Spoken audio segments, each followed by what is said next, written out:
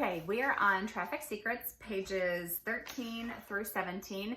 Who is your dream customer? Now, if you have already read Expert Secrets and .com Secrets, you probably are having a little bit of deja vu because this is a concept that Russell talks about a lot. The reason for that, of course, is because it's a hugely fundamental process to figure out who your dream customer is, because it's foundational. Everything is going to build on that with how you create your funnel, what your messaging is, how you're going to target people. So it really is the foundation that you have to lay well before you can do anything else. So when I read his first book, the book that I read first was .com Secrets, and I made my a little paragraph about this big about my dream customer, and I didn't really understand what I was doing, and so I wrote like 4 sentences about her. I'm like, she has a dog, she has 2 kids, she's 43 and has brown eyes.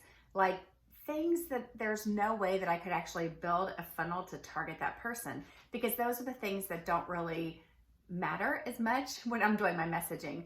Now I understand things a little bit better, and I just recently did something where I went through and kind of looked at my avatar again and recreated my avatar, my dream customer. And in doing that, I now have a whole page written out about my dream customer. Her name is Carrie. I went online, I found a picture of her so that when I am creating, I actually think about what she looks like, what she's feeling, what is going on in her life. And what's interesting, the more that I hear about your avatar or your dream customer, the more I realize that it actually is best if it's basically yourself, because you know your own thoughts and your own journey that you have gone through better than anything else. So as I am creating my message in my funnels, I am thinking about Carrie. I'm thinking about how I used to feel before I had my aha moments, before I had my epiphany bridge, before my epiphany. So that is what I focus in on. And rather than my page about my dream customer that I have written up now being about like what she looks like and kind of demographical things, it is now like, how does she feel inside? What are her frustrations? What does she love? What keeps her up at night? What are her dreams? Things like that actually are helpful for when you're doing your sales messaging, because that's the whole point of this. You got to figure out who your dream customer is so that you can target your message to speak specifically to that one person, so that when they are looking at your funnel or when they are reading your emails or however you're sending your message out, when they are looking at that, they are thinking, oh my gosh, this is me. Oh my goodness, I feel that way. Because every time that they connect with your message, they are more likely to, even if it's a cold traffic, they are more likely to connect with you because they're like, oh my gosh, Bridget gets me. She knows exactly how I feel with binge eating. She knows just what it feels like to be, to have that body shame, to be in your own head about certain things.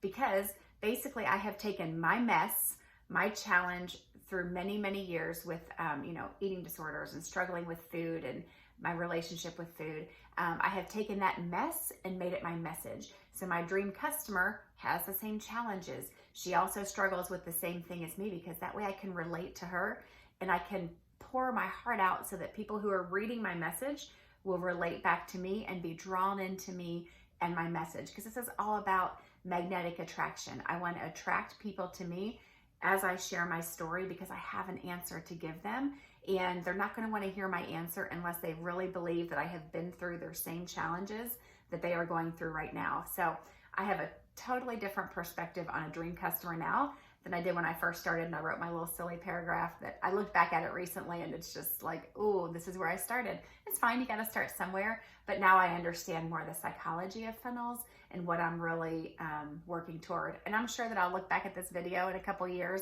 and laugh at what I thought I knew now, but really is so much deeper, because it's always, a learning curve.